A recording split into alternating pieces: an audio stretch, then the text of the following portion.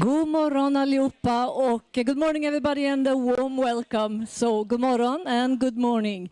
This is today's speeches in English. So good morning to this another Baltic Breakfast. We're going to talk about forever chemicals, the PFAS. It's a horrible thing actually, but it's all around us and it's a never-ending story. This is the Baltic Breakfast, both sort of for you here in the room. Great to see such a good crowd here, but we're also sending this on the line, of course, and a warm welcome to you as well. My name is Gun Rudqvist, and I work at Stockholm University Baltic Sea Center, and we organize these breakfasts now and then, once a month, as a means to sort of bridge the gap between science and policy. So this is a possibility for scientists to present the latest news on hot topics. And PFAS is a really hot topic. We will try to gather questions, of course. You can ask questions, you who are in the room, but also you who follow us online. There is a slide or code, I think is visible on the screen, but it's 22102, so post your questions there. Or you can also send us an email, ostersjocentrum.su.se. And if we don't manage to get all the questions now because time is short, we will gather answers afterwards and put them on the web.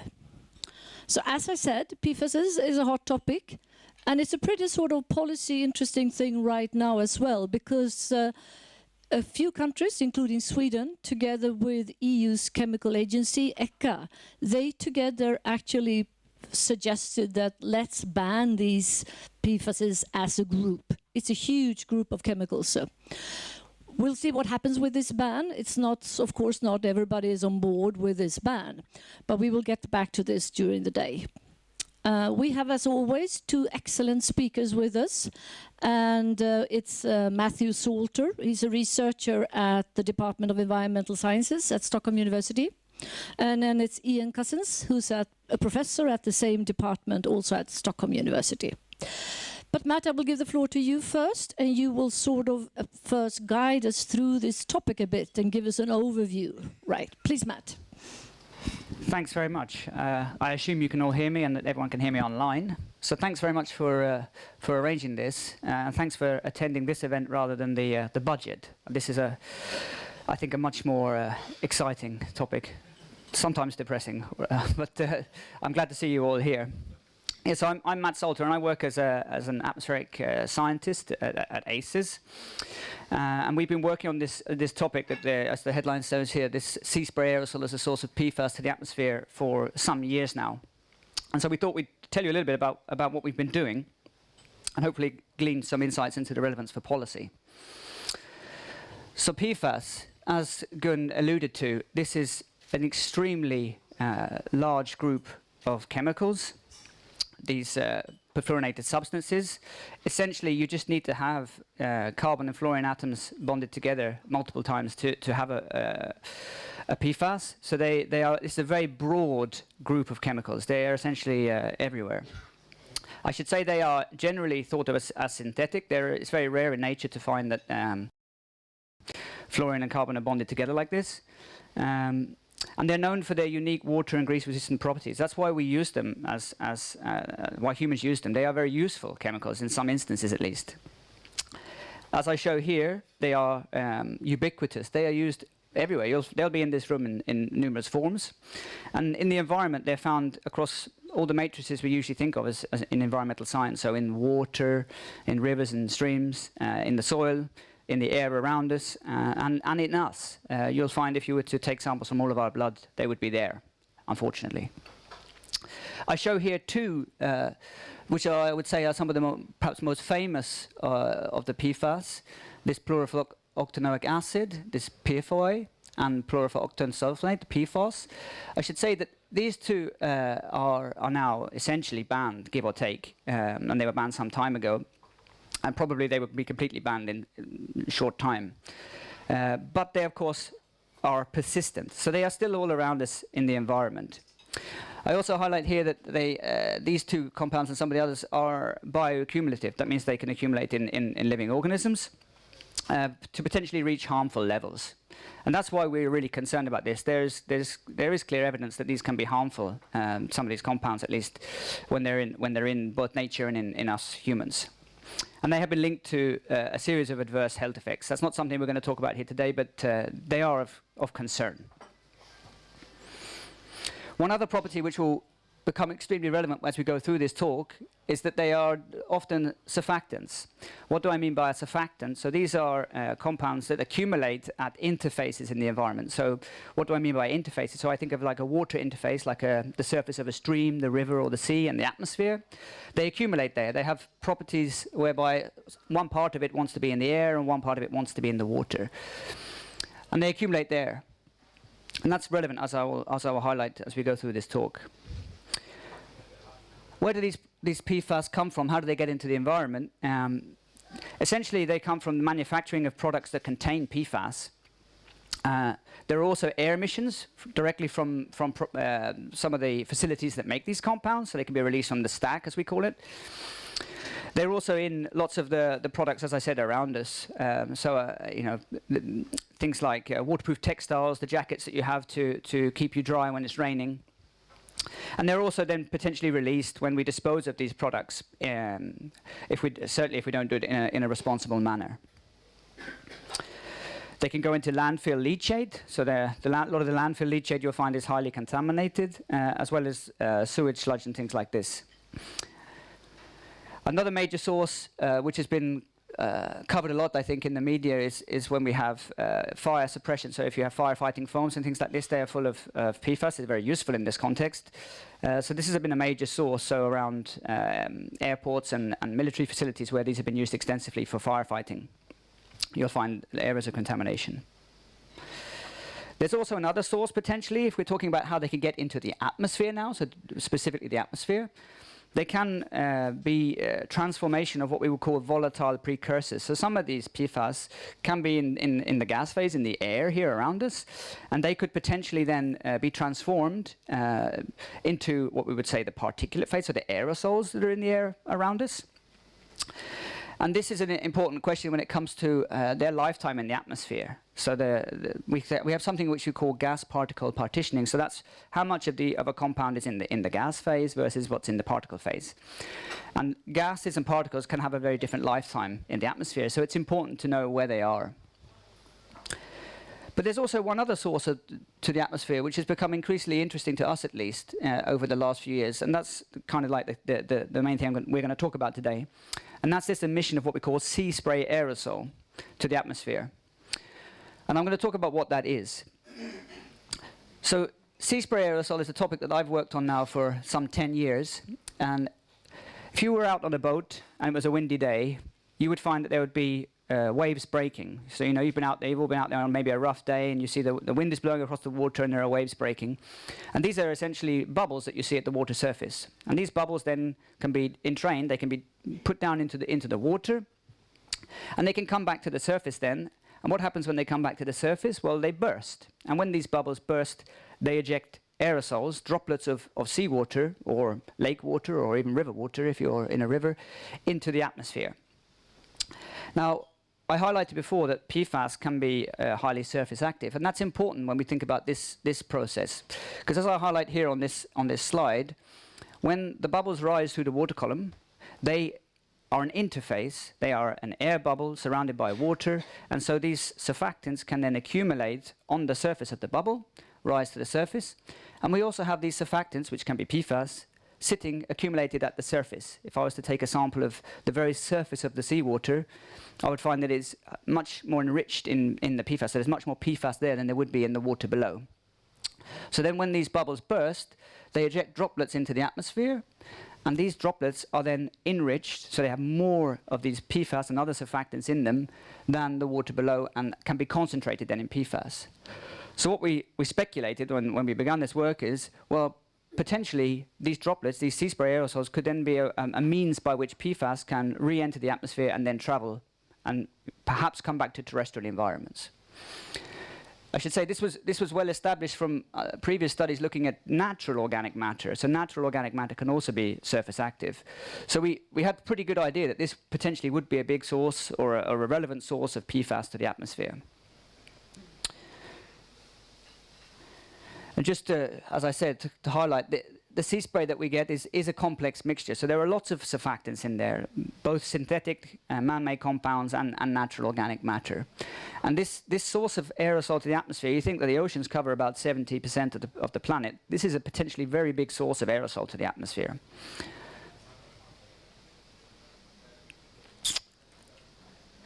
So how do we investigate this in the laboratory? So what we try to do is we try to take this wave breaking process, as we call it, into the laboratory with physical models. So we build tanks, like I highlight here, and we try to simulate the process of bubble entrainment. And what we do is we just have a jet of water. Imagine if you were in your sink in your kitchen, you turn the tap on, and you see that the water, it plunges down into the water there. You get bubbles forming, they come back to the surface, and then they would burst into this headspace, as we call it, this air that we have above the water. And then we can take samples of this air to analyze it for example, PFAS in this case. And we can use instruments that can actually separate out the particles into a series of different sizes. So we have this so-called LPI, it's a low pressure impactor. You can think of it like it's a series of stages, and on each stage, as we go down this instrument, we get smaller and smaller particles. They're basically filters on there.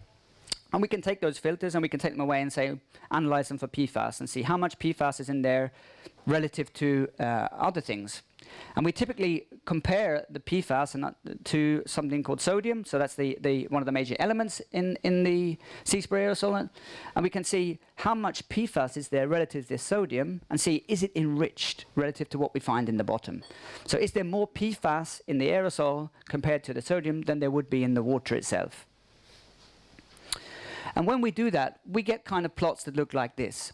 So what I show you here is along the bottom, so across the x-axis, this is different particle sizes. So we go all the way from about 30 nanometers, which is very small, some of the smallest aerosols, up to bigger than 10 microns. And then on the y-axis, what I have here is this, what we call enrichment factor relative to sodium. So this is how much more of a compound, in this case PFAS, is there compared to sodium in the aerosol at these different sizes than we would have if we were looking in the bulk seawater. And then each of these columns is a specific PFAS. And we looked at some different classes of PFAS. So we looked at these perfluoroalkyl carboxylic acids and sulfonic acids. And what we can see here is that the PFAS are generally extremely enriched in the sea spray aerosol. This is a really efficient process of transporting PFAS from a water body, in this case seawater, to the atmosphere above. So this was our first proof of principle, essentially, in the laboratory. We wanted to go and see, can we see this in the field? We see it in the lab, but can we go out in the environment and find this effect happening there? So we went to two sites in Norway, Andøya, and a site, Birkenes, just outside of Oslo. And we took high-volume filter samples, so we sucked a lot of air through a filter. And again, we analyzed for sodium, our tracer, as we call it, so our tracer for sea spray aerosol. And we then looked again for the same PFAS. And we speculated. If this process should be relevant in the laboratory, we should expect to see a correlation between these different PFAS and sodium. For example, as I show here, we would, if we thought that sea spray was an important source of PFOA in this case, at these different sites, then we would expect to see a strong correlation between the sodium and the PFOA. And did we see that? Well, long story short, here I just show you a series of different PFAS, so including the PFOA and some of the other classics in that class. We could see at Andøya, which is a remote location, there are not many other sources of PFAS there from human activities, we could see strong correlations. And this, to us, was a very strong indicator that actually, at least at this location, sea spray aerosol is an important source of PFAS to the atmosphere there. And again, for Birkenes, sorry, the station next to Oslo, again, we could see generally correlations. I have to say there the correlations were weaker, but that we expect perhaps because Birkenes, as I said, is close to Oslo, we should have a lot of other sources potentially of PFAS to the atmosphere there. But again, there are indications here that sea spray aerosol is an important source of PFAS to the atmosphere. Thank you, Matt. Thank you. Stay, join. Matt, join us for a few seconds still. Come.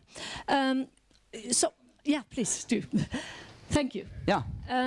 So you're actually sort of showing us that this is a new knowledge, the fact that sea spray is actually playing a crucial role. So what did one think before about the, PFAS and the sea? Yeah, I mean, generally, so I came at this, I was the aerosol guy when I started talking to Ian, and Ian's more the PFAS guy, if you want to put it like that. And we were chatting, and I mean, when we look at the structure of these compounds, it was clear to me from the aerosol side this should be an important process. I expect to see these things being ejected into the atmosphere via sea spray aerosol, and I was like, so surely that's the consensus of the field. But actually, the thinking was more, once these PFAS are transported to the oceans, the thinking was that's actually what we would call their ultimate sink. They go to the oceans, and then potentially over time they will sink to the bottom and get into the sediment and stay there. So that would be nice, of course, but that's wrong, right? Yeah. That's essentially, I mean, that is surely happening to a certain extent. But what we see here is that actually there's a mechanism by which some of these PFAS, a fraction at least, it stays in the surface ocean, accumulates at the surface, gets ejected, and can potentially come back and recontaminate terrestrial areas. Okay. Thank you, and we're going to hear more about that. So please, Ian, let's tell us more about the sources and etc. Okay, thanks very much. Okay, so I'm the PFAS guy. I'm going to provide you a little bit more evidence for sea spray aerosol as a source of PFAS back to land. And this picture is from the west coast of Denmark, Jutland. I don't know if you've been there, but there's a huge, long, sandy beach all the way, basically along the whole coastline of Denmark, and there's quite a rough sea. This was taken in August, so it's even quite rough in August. This is where this is relevant because this is where some of the most convincing evidence is emerging now for the sea being a source back to land. And I think some of our Danish collaborators are listening online, so welcome. So what we see in the media actually is not really focused so much on the sea spray aerosol, but you may have seen in the media a lot of discussion about the extremely high levels of PFAS that are being found in this sea foam, half scum. And it's quite incredible, but it's not surprising if you consider these substances, their surfactant properties that Matt was explaining earlier. Basically, this foam is just a lot of bubbles. So as Matt was explaining, you're going to get enrichment on the bubble films.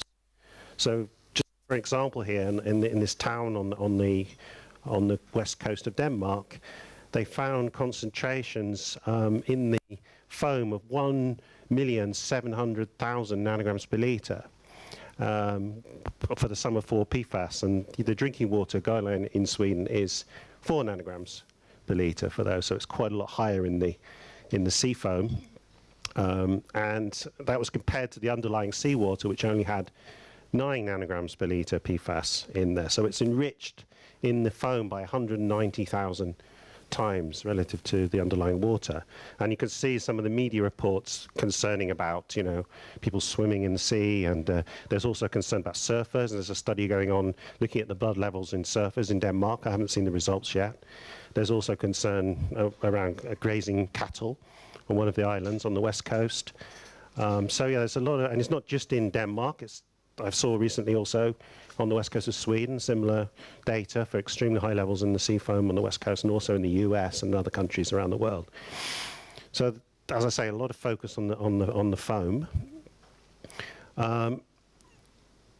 It's not surprising, as I say, that surfactants are enriched on the bubble films if you know your chemistry. And we also know that foams will be formed anyway, regardless of PFAS. I mean, stable foams form when you have enough surfactant. But as Matt also mentioned, there's lots of natural surfactants which are generated, like fatty acids, from degrading biological material in the ocean. So there's lots of natural surfactants that will create foam. But the man-made surfactants will also be incredibly enriched on these foam bubbles. The foam itself, though, won't travel very far because it's quite heavy. So you can sometimes see the foam blowing off, but it's not going to go very far. what we think actually is more important is the sea spray aerosols that we were talking about before. So when you have a lot of wave activity, or even crashing waves on the coast in the surf zone, you're going to get a lot of sea spray aerosol generated in this coastal area. And we would expect that large particles and small particles will be generated. You'll have a whole spectrum of particles generated from the waves. And the larger particles will be deposited relatively quickly. They won't travel very far. They will travel a short distance inland, whereas the smaller particles will travel much further, even hundreds of kilometers inland. Now, this is well known because it's known that salt travels from the sea inland, and if you're in construction business, you know that sea salt causes corrosion, and this has been studied for a long time, that the salt can cause metal corrosion on buildings. So, but it can also transport other things like PFAS. So what we'd expect, what we have hypothesized, is that you have a lot of generation of these sea spray aerosols in the surf zone, and then you would expect, as you go inland, to see an exponential trend, an exponential drop-off in the PFAS levels, because you have a lot of mass deposited quite quickly in the first few hundred meters, and then you'll gradually get more and less deposited from the smaller particles as you go inland. So that's our hypothesis. And we, based on some of the data that we've generated in the lab on our enrichment factors and what we know the ocean concentrations are in the sea, we've been doing some global modeling. So we've predicted how important this process may be. So in the top panel, you can see the emissions of PFAS from the oceans. And you can see that the largest emissions are in the northern hemisphere. And that's because the concentrations of PFAS are much higher in the sea in the northern hemisphere. And you can see that the areas where you get the most emissions are areas where you have a lot of storms, lots of wave activity. And the second panel below shows where the PFAS will be deposited. And you can see that areas, particularly in Northern Europe, coastal areas in Northern Europe, we predict to be the most impacted by deposition of PFAS. And so we can estimate how many tons of PFAS are emitted from the global oceans, and we can compare this to other sources. In the case of PFOA, it's comparable to some of the other sources that Matt talked about earlier, like precursor degradation. In the case of PFOS, which has basically been banned since the turn of the century, the sea spray aerosol now is the dominant source of PFAS to the atmosphere by far. So we have this kind of secondary source now coming back from the sea, back into the atmosphere, and then depositing PFAS potentially back to land. It's kind of a continuous cycle of PFAS. So you can see the coastal areas are predicted to be impacted most. So areas like here, west coast of Sweden, west coast of Norway, west coast of Denmark, the UK, where I come from, not surprisingly. Now, what about the evidence for this? Remember this exponential trend that we predicted. Now, in Denmark, they've actually done this in Jutland because they started to find high levels of PFAS in the groundwater, and there's no sources of PFAS here. How can we find high levels of in the groundwater? And so they started to think, well, maybe the sea is a source. So then they did a systematic study where they looked at groundwater concentrations with distance inland, and also grass concentrations with distance inland, and also surface water concentrations with distance inland. And as you can see, they get this trend, this exponential trend. And I can say there's much more data that's not published, I can't share with you yet, which is even more convincing, showing a nice exponential trend, or nice, but an exponential trend as you go inland in the PFAS concentrations. And the bottom right shows the combination of all of the data together, showing this exponential trend in the west coast. So just to conclude, before we have a discussion, there's multiple lines of evidence now that the sea is a secondary source of PFAS to land. So PFAS, and this evidence is that PFAS is highly enriched in foams and sea spray aerosol in the lab and the field. Incidentally, we actually use this technique to treat wastewater now. We bubble water through PFAS contaminated water, and to create a foam on the surface, and then we skim that foam off to clean the water. So it's kind of a process we also use to clean water now. So yeah, and there's also, Matt showed the correlations between concentrations of PFAS and sea spray trace ions in Norway, and we've got more data which we can't share yet, showing similar things at similar sites around the world, coastal areas. We've quantified the impacts with models, and we have this gradient in PFAS concentrations as you go from the sea inland. So I think all of these bits of evidence are pointing to the sea as the source to the land. Well, what are the implications of this? Well, it's a secondary source that cannot be stopped. Unfortunately, it's just going to continually to cycle. These PFAS are going to continually cycle in the hydrosphere. They're going to run out from the rivers into the sea, and then they're going to be transported from sea spray aerosol back into the atmosphere, back to the land, and then cycle back round in this continuous cycle. All we can do is wait for these legacy PFAS to slowly dilute into the deep ocean. So they will gradually, slowly dilute into the deep oceans, which is an enormous volume. They won't disappear, they'll just slowly dilute. So coastal drinking water sources can be impacted, which can result in high cleanup costs being necessary. I haven't found any convincing evidence, and so far for Sweden and Denmark, where this could be really a big issue yet. I think there's concern about in the Netherlands, where they have this dune infiltration process, where they use the dunes to purify the drinking water, and it's really close to the sea. So this could be really impacted by sea spray aerosol transport. There's also coastal farming issues, where from the earlier slides, where they had issues with the grazing animals being highly contaminated. Maybe you have to move grazing animals to other areas away from the coast. You should avoid these contaminated sea foams. I wouldn't really want to even touch these things. They're extremely contaminated. And I think all in all, it's another lesson we have to learn about these very persistent synthetic chemicals. That we can find surprising processes later, like this, that can cause us enormous problems because these chemicals do not go away. So yeah, thanks for your attention, and thanks to the funders. Thank you, Matt. Thank you, Ian. Well, hang on a bit. You were sort of hinting about, orders of magnitude, one should say. What is the big source? What are the different sources? And you're hinting that the sea spray aerosols is an underestimated. Would you say that this is a general knowledge that's being accepted now, or is it so brand new it's not even in the debate? I don't think it's accepted. It's quite new, so we're trying to get it accepted in the scientific field of PFAS. So it's not yet even being debated. I think more and more people are realizing it. When you see these multiple lines of evidence, it's hard to refute that it's not, that it is having some impact on the coast. So it's, but it's definitely not established. And there are people who study precursors, and they want that to be the most important source.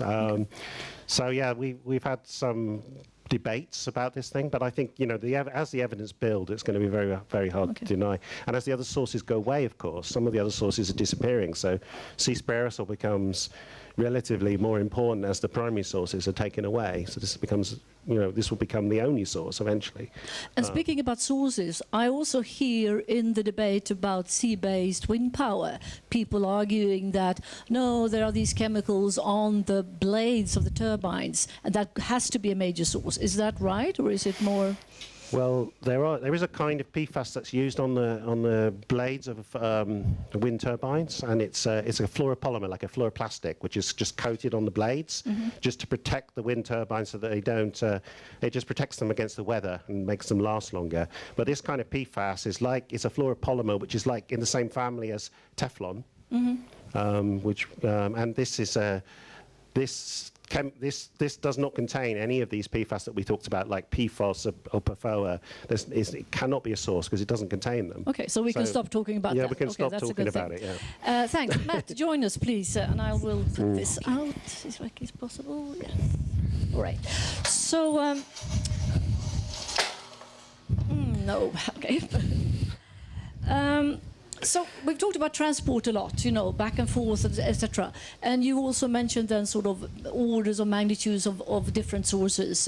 And would you say that in relation to like industries, etc., is sea spray aerosol still a smaller part, or would you say where are the major sources for this? I mean, you have to think about the sources on different scales, of course. So if you go next to a Teflon factory in China, then there's going to be a huge source of PFOA. But if you look on the global scale, then this sea spray aerosol is by far the most important source of the atmosphere for some PFAS.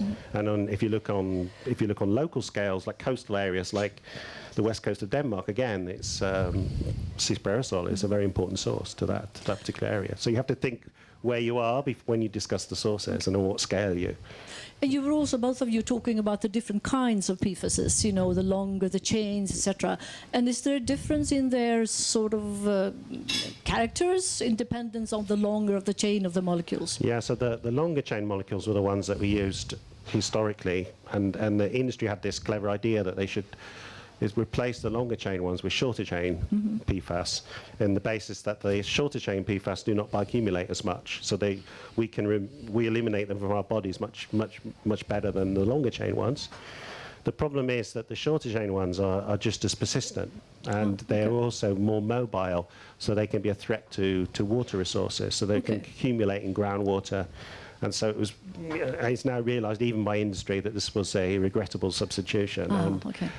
So I think there's no... So what's the trend now? Does one know? Well, it depends on which kind of PFAS you talk about. So I think the latest I've heard is that industry are quite willing to give up almost all the low molecular weight PFAS, because they realise that it's been a big problem, and that they realise that it's been regrettable substitutions. The two types of PFAS they want to continue using, industry are trying to protect, the last line of defence, I would call it, are fluoropolymers, things like PTFE or Teflon, which are used, there's many different kinds of these, and they're used in our phones and all over in society, not just non-stick. We think of non-stick cookware, of course, but there are many other uses of fluoropolymers in society, and large quantities. And the other one, which are also classified as PFAS, are fluorinated gases, which are used as refrigerants. These two are by far the biggest in terms of production volume of all PFAS, and revenue that the industry makes. So these are the two areas of the PFAS they want to protect. They actually are saying things in conferences now like, we don't care about consumer product uses, we don't care about all of the low molecular weight uses of PFAS. So that's a huge progress. They're willing to give up all of these different kinds of PFAS. Okay, before we're letting questions in, just a short one. You were talking, Matt, about the how far aerosols can be transported. What's the order of magnitude for this? Yeah, so I mean, it depends, of course. So aerosols, they travel different distances depending on their size. So the larger ones, they have a tendency to travel shorter distances, simply because they are heavier, they fall out quicker from the air. But the sea spray aerosol, typically we have many particles that are between what we would say it's like 100 nanometers and 1 micron, and in the aerosol world we call that the accumulation mode. That's where particles have the longest lifetime. These can travel thousands of kilometers and can have a lifetime of up to 4 or 5 days, maybe, maybe even a week. So these can essentially, I would imagine that all terrestrials could at some point, I could find a particle there that's come from the ocean that contains PFAS. However, you will find much more in terms of the mass of this PFAS and sea spray in these coastal areas, and that's why we see this strong gradient, as we predicted, if you go to coastal areas. But I would have thought that Sweden and Norway and Denmark, I mean, I would classify these as coastal countries in a way, so they will be heavily impacted. So what about the Baltic Sea? I mean, this is still a Baltic Sea breakfast, right? Yes. Yeah, I mean, the Baltic Sea is interesting in the sense that there's a lot of PFAS there. It's contaminated. It has a slightly different salinity, as we call it. There's less salt in there, which does have an impact on the amount of aerosols and the size of them. In terms of the amount of aerosols, it's kind of similar, but they are slightly smaller, the particles we generate. But I'd say the key difference with the Baltic Sea is that we don't have so many areas where we have this what we call surf zone, where you have a classical beach and you have waves breaking, you can go surfing. Yeah. It's more gentle, and so you don't have this lot of bubbles and maybe some more of these sea foams that were kind of shown. And that's why I think coasts like the Danish coast and on Norway, where you have the Atlantics coming in and you have breakers. But it's still less studied then? It's certainly less studied. Okay. We haven't really looked in that much detail. Okay, no. so that's more research money for this then. Yes, Why? please. Now, questions from the audience, please. We have Sandra helping us out with a microphone here. Yeah, she's coming right behind you.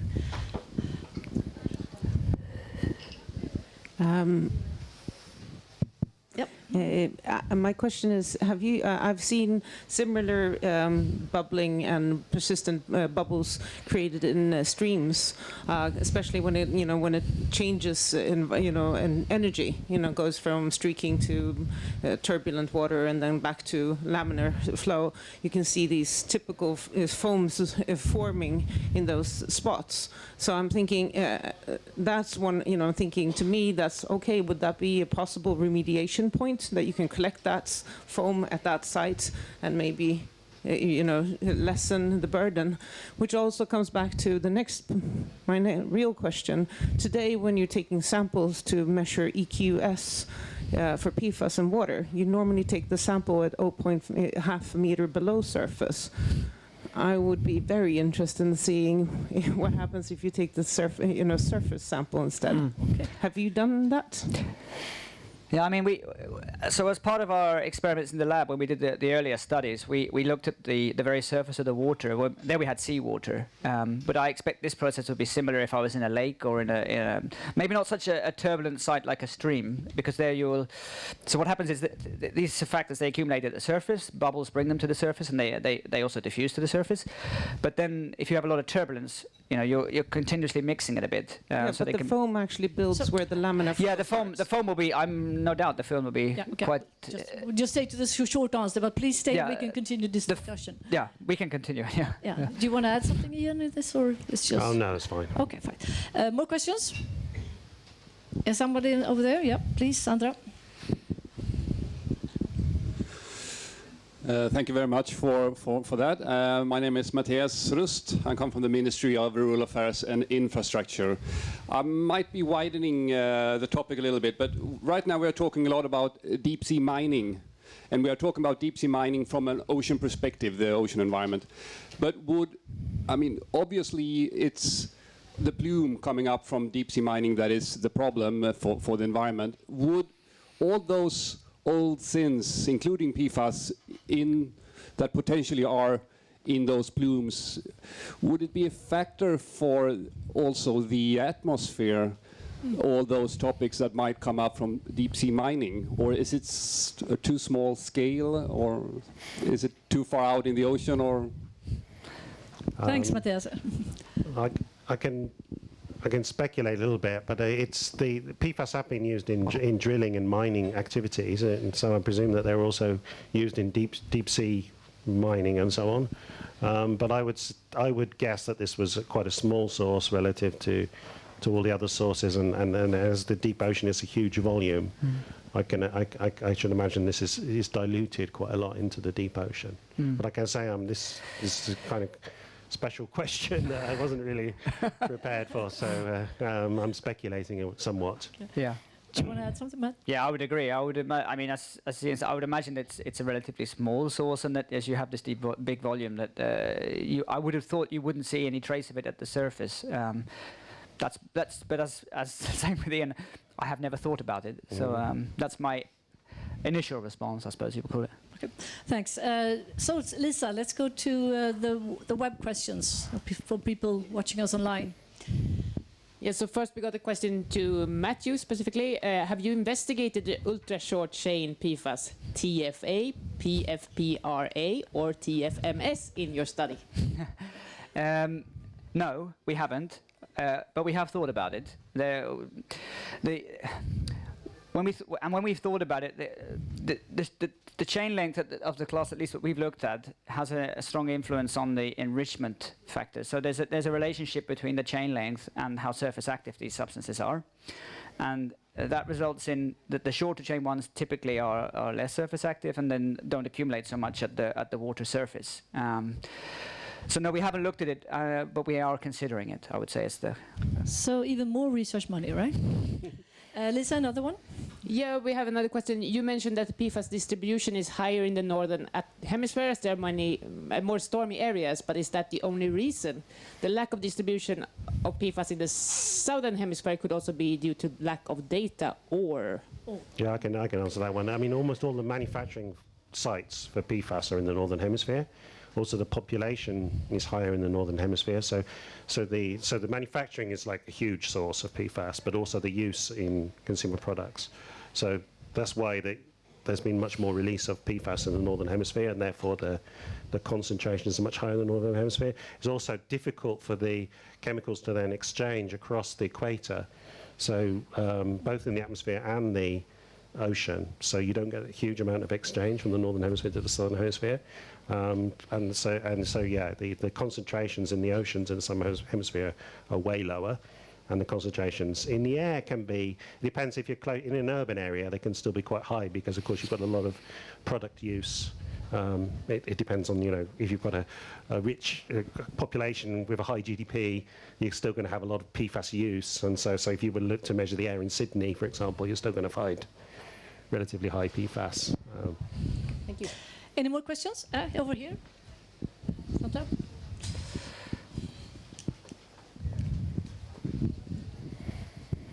Yeah, Charles Barkov. I wonder, does temperature matter at all? Does that play any role? I noticed that, is it worse to go swimming in the summer or the winter? I noticed that it was very high concentrations off the coast of Somalia. Well, temperature matters in many different ways. When you started that question, I was going to answer it in a different way. I thought because it actually it definitely affects the fluxes of the sea spray aerosols, and it affects the way chemicals partition between different phases. So it definitely matters, and it can also, you know, seasonal variations, of course, in storms and things like this will lead to different amounts of foaming generated and so on. But I'm not sure if it's the answer you were looking for. So one can't say warmer this way, sort of colder. No, Yeah, it's you more can say intricate than you can that. say quite a lot about how temperature affects different processes. Okay, but it's We've complicated. studied those, but I think it's a more complicated answer than I think As you were always, looking for. yes. So I'll have to ask you at finally, sort of, we've talked a lot about these sort of forever chemicals. So what should one do? Is there anything we can do? I mean, let's say you were the policymakers. You can make any decision tomorrow.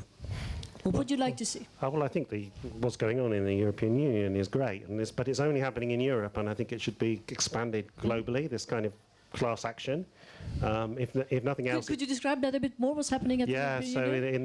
in the European Union, as you mentioned at the beginning, there's 5 countries have proposed a restriction on PFAS as a class, and it's a very broad restriction. So PFAS can be defined as any chemical that has at least one CF2 or CF3 unit, moiety, as we say in chemistry, in the structure somewhere, which means that you have enormous, more than 10,000 different substances that are being restricted in this proposal, and they're used very widely in society. But just asking this question is very important because it makes you think about where are they used, and are these uses needed or not? And so that kind of discussion is now ongoing, and industry, of course, are replying, and there's going to be a lot of resistance to phasing out some of the uses. But this discussion is great to have and to think about where do we need... But it's still happening only within the Mostly in the European Union. There's a lot of more conservative areas of the world, like which are not so... don't want to have such broad restrictions on PFAS. Okay. And even in some areas of the world, like Asia, they have actually scaled up PFAS as a result of the Western world actually phasing it out. They saw this as a business opportunity and started making more PFAS. Okay. So Matt, well, what would you like to see happening? I'm not sure what I'd like to see happening. I think this work makes me think slightly more broadly in the terms of when it comes to persistent chemicals that we as a species generate and handle. I mean, we talk about PFAS here, but actually this process of sea spray could be relevant for any surface active pollutant. It could be a means for any of these to come back to haunt us, as I like to call it. And are there many sort of surface Yeah, active there could be numerous. I mean, not all of them will be as persistent for sure, perhaps, but they maybe have some persistence at least. That means that they are in the environment in concentrations that can build up so that this process becomes relevant. And it just makes me think, I'm sure maybe 20, 25 years ago, nobody thought about when PFAS was being emitted that this would be a route. And there are probably other things that we haven't even thought of now. Okay. And these things will come back to haunt you if you don't handle them correctly. So we're coming back to the general fact of trying to reduce the use and stop producing them, etc. Exactly. Great. Thank you so much, and thank you all for participating and joining us. Oh, we have one more question. Sorry. Yeah, very short, please. Thank you. Sture Hansson, retired professor in ecology. During the 60s, late 60s, 70s, we were very much concerned about DDT and PCB. They were terrible substances in many ways, and we expected them to be there also forever, so to say, because the degradation rate of those chemicals was very slow. But then we saw that they disappeared very quickly, much faster than we had expected. What do we see when it comes to those PFAS substances that has been banned? Okay, are they disappearing? The rate of decline, or what happens with Okay, what about PFOS, for instance? You have, like in humans, for example, the levels have dropped quite rapidly of PFOS and PFOA since the 3M phase out. There's been a decline in blood levels. And that is because we removed a lot of consumer products that we were getting direct exposure to. In wildlife, it's a bit more mixed because it depends. Some remote areas, the trend is not really going down, whereas in other areas nearer sources, you see a much more rapid decline. Of course, PFAS are much more persistent even than these other chemicals because the carbon-fluorine bond is much stronger than the carbon-chlorine bond.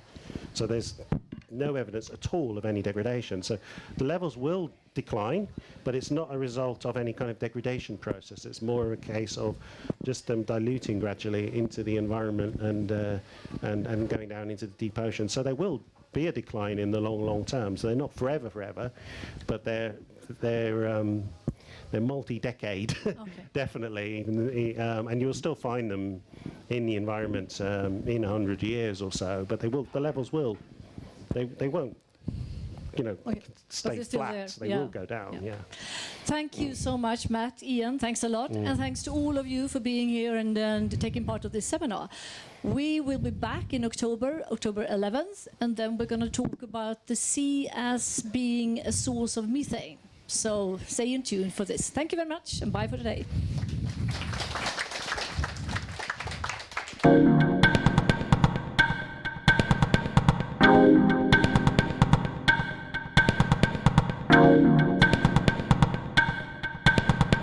Thank you.